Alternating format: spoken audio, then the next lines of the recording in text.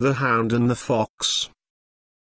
A hound, roaming in the forest, spied a lion, and being well used to lesser game, gave chase, thinking he would make a fine quarry.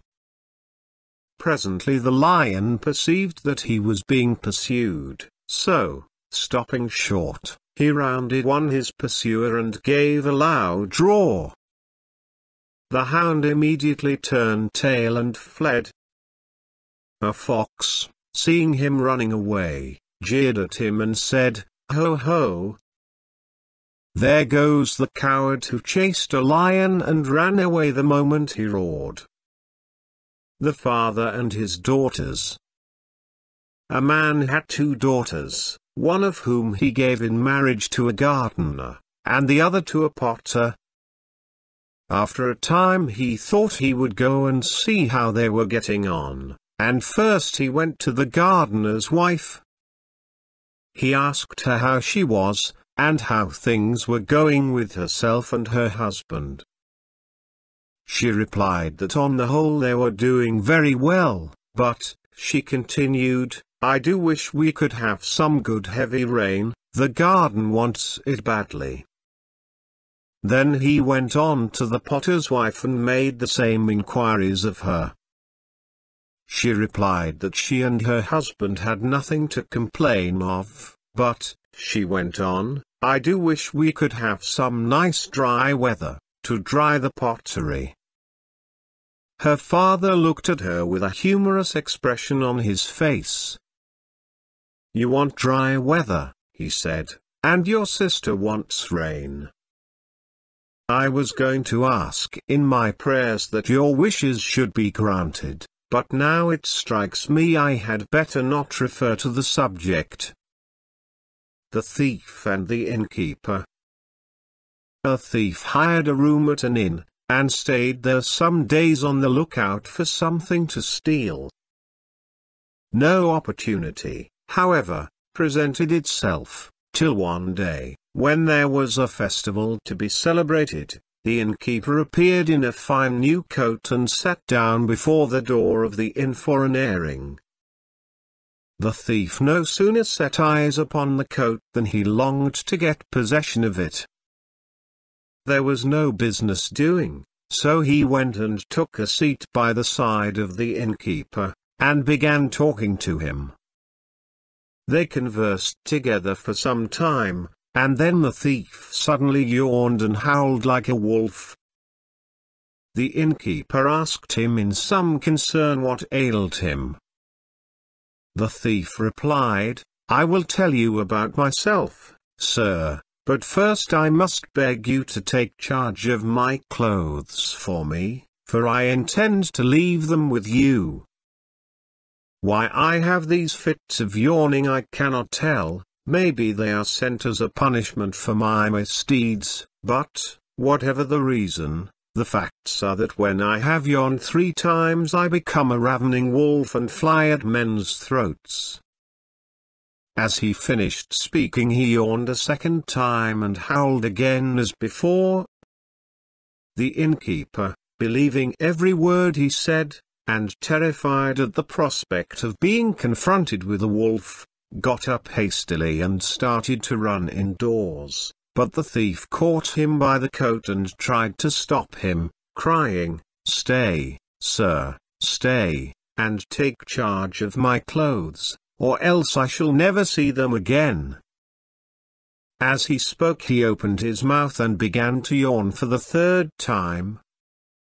The innkeeper, mad with the fear of being eaten by a wolf, slipped out of his coat, which remained in the other's hands, and bolted into the inn and locked the door behind him, and the thief then quietly stole off with his spoil. The Pack Ass and the Wild Ass. A wild ass, who was wandering idly about, one day came upon a pack ass lying at full length in a sunny spot and thoroughly enjoying himself. Going up to him, he said, "What a lucky beast you are! Your sleek coat shows how well you live, how I envy you. Not long after, the wild ass saw his acquaintance again, but this time he was carrying a heavy load, and his driver was following behind and beating him with a thick stick. "Ah, my friend," said the wild ass, "I don't envy you any more, for I see you pay dear for your comforts. Advantages that are dearly bought are doubtful blessings." The Ass and his masters. A gardener had an ass which had a very hard time of it, what with scanty food, heavy loads, and constant beating. The ass therefore begged Jupiter to take him away from the gardener and hand him over to another master. So Jupiter sent Mercury to the gardener to bid him sell the ass to a potter, which he did.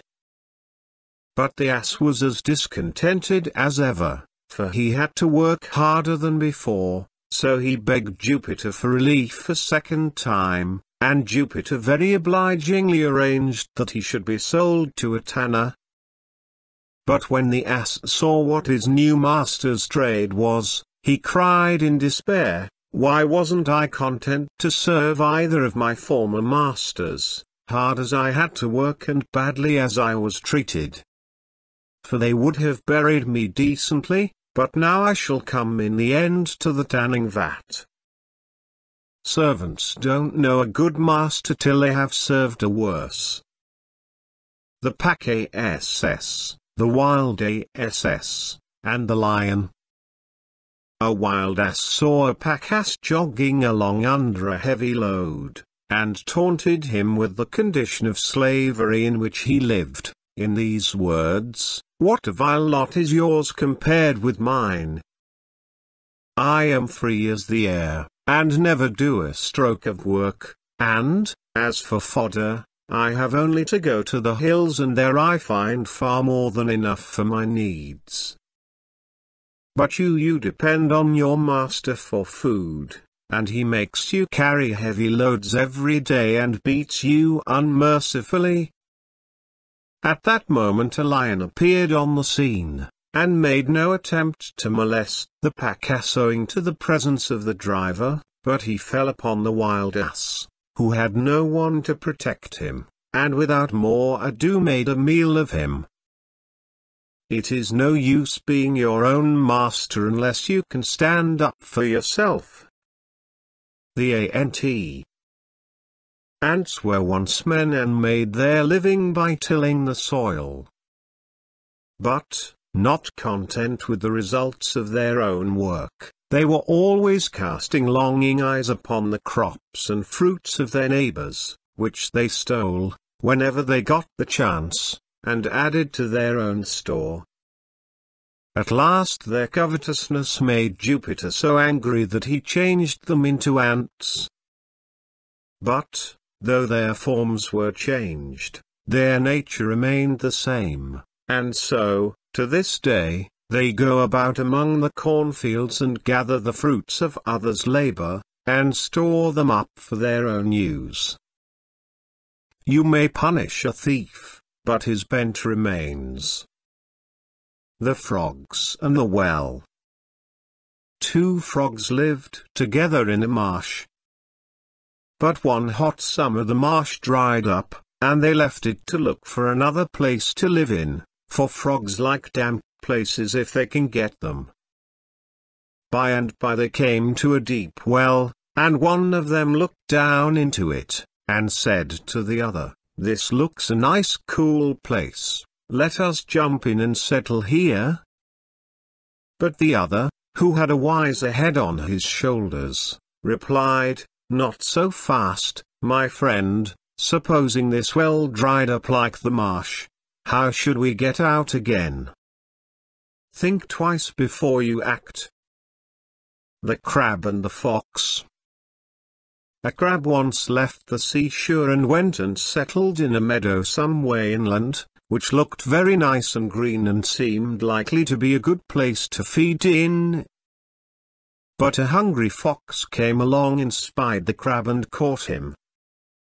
Just as he was going to be eaten up, the crab said, "This is just what I deserve. for I had no business to leave my natural home by the sea and settle here as though I belonged to the land. Be content with your lot. The Fox and the Grasshopper.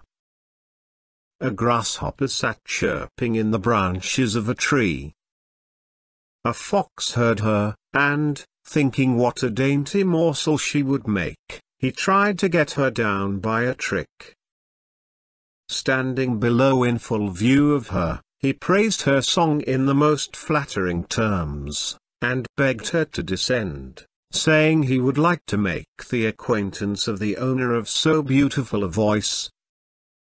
But she was not to be taken in, and replied, "You are very much mistaken, my dear sir, if you imagine I am going to come down. I keep well out of the way of you and your kind ever since the day when I saw numbers of grasshoppers' wings strewn about the entrance to a fox's earth." The Farmer, His Boy, and the Rooks. A farmer had just sown a field of wheat, and was keeping a careful watch over it, for numbers of rooks and starlings kept continually settling on it and eating up the grain. Along with him went his boy, carrying a sling, and whenever the farmer asked for the sling the starlings understood what he said and warned the rooks and they were off in a moment. So the farmer hit on a trick. "My lad," said he, "we must get the better of these birds somehow. After this, when I want the sling, I won't say sling, but just humph, and you must then hand me the sling quickly." Presently back came the whole flock. "Humphrey," said the farmer, but the starlings took no notice, and he had time to sling several stones among them, hitting one on the head, another in the legs, and another in the wing, before they got out of range. As they made all haste away they met some cranes, who asked them what the matter was. "Matter?" said one of the rooks, "it's those rascals, men, that are the matter. Don't you go near them. They have a way of saying one thing and meaning another, which has just been the death of several of our poor friends." The Ass and the Dog. An ass and a dog were on their travels together, and, as they went along, they found a sealed packet lying on the ground. The ass picked it up, broke the seal, and found it contained some writing, which he proceeded to read out aloud to the dog. As he read on, it turned out to be all about grass and barley and hay, in short, all the kinds of fodder that asses are fond of. The dog was a good deal bored with listening to all this, till at last his impatience got the better of him, and he cried, "Just skip a few pages, friend, and see if there isn't something about meat and bones." The ass glanced all through the packet, but found nothing of the sort, and said so. Then the dog said in disgust, "Oh, throw it away, do, what's the good of a thing like that?" The Ass carrying the image. A certain man put an image on the back of his ass to take it to one of the temples of the town. As they went along the road, all the people they met uncovered and bowed their heads out of reverence for the image, but the ass thought they were doing it out of respect for himself, and began to give himself airs accordingly. At last he became so conceited that he imagined he could do as he liked, and, by way of protest against the load he was carrying, he came to a full stop and flatly declined to proceed any further. His driver, finding him so obstinate, hit him hard and long with his stick, saying the while, "Oh, you dunder-headed idiot, do you suppose it's come to this, that men pay worship to an ass? rude shocks await those who take to themselves the credit that is due to others. The Athenian and the Theban. An Athenian and a Theban were on the road together, and passed the time in conversation, as is the way of travelers. After discussing a variety of subjects, they began to talk about heroes, a topic that tends to be more fertile than edifying.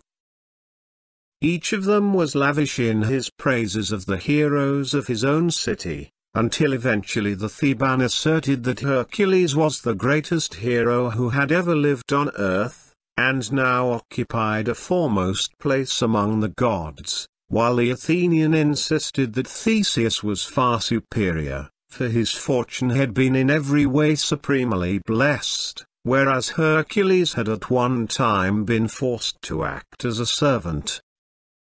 And he gained his point, for he was a very glib fellow, like all Athenians, so that the Theban, who was no match for him in talking, cried at last in some disgust, "All right, have your way. I only hope that, when our heroes are angry with us, Athens may suffer from the anger of Hercules, and Thebes only from that of Theseus." The Goatherd and the Goat. A goatherd was one day gathering his flock to return to the fold, when one of his goats strayed and refused to join the rest. He tried for a long time to get her to return by calling and whistling to her, but the goat took no notice of him at all, so at last he threw a stone at her and broke one of her horns. In dismay, he begged her not to tell his master, but she replied, "You silly fellow, my horn would cry aloud even if I held my tongue. It's no use trying to hide what can't be hidden." The Sheep and the Dog.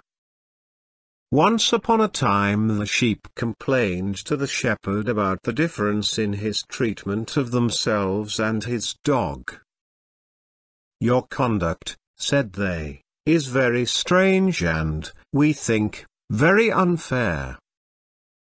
We provide you with wool and lambs and milk and you give us nothing but grass, and even that we have to find for ourselves, but you get nothing at all from the dog, and yet you feed him with tidbits from your own table." Their remarks were overheard by the dog, who spoke up at once and said, "Yes, and quite right, too. Where would you be if it wasn't for me? Thieves would steal you. Wolves would eat you. Indeed, if I didn't keep constant watch over you, you would be too terrified even to graze." The sheep were obliged to acknowledge that he spoke the truth, and never again made a grievance of the regard in which he was held by his master. The Shepherd and the Wolf. A shepherd found a wolf's cub straying in the pastures, and took him home and reared him along with his dogs. When the cub grew to his full size, if ever a wolf stole a sheep from the flock, he used to join the dogs in hunting him down. It sometimes happened that the dogs failed to come up with the thief, and, abandoning the pursuit, returned home. The wolf would on such occasions continue the chase by himself, and when he overtook the culprit, would stop and share the feast with him, and then return to the shepherd. But if some time passed without a sheep being carried off by the wolves, he would steal one himself and share his plunder with the dogs. The shepherd's suspicions were aroused, and one day he caught him in the act, and, fastening a rope round his neck, hung him on the nearest tree. What's bred in the bone is sure to come out in the flesh. The lion, Jupiter, and the elephant. The lion, for all his size and strength, and his sharp teeth and claws, is a coward in one thing: he can't bear the sound of a cock crowing, and runs away whenever he hears it. He complained bitterly to Jupiter for making him like that, but Jupiter said it wasn't his fault, he had done the best he could for him, and, considering this was his only failing, he ought to be well content. The lion, however, wouldn't be comforted, and was so ashamed of his timidity that he wished he might die. In this state of mind, he met the elephant and had a talk with him. He noticed that the great beast cocked up his ears all the time, as if he were listening for something, and he asked him why he did so. Just then a gnat came humming by, and the elephant said, "Do you see that wretched little buzzing insect? I'm terribly afraid of its getting into my ear. If it once gets in, I'm dead and done for." The lion's spirits rose at once when he heard this, for, he said to himself, if the elephant, huge as he is afraid of a gnat, I needn't be so much ashamed of being afraid of a cock, who is 10,000 times bigger than a gnat.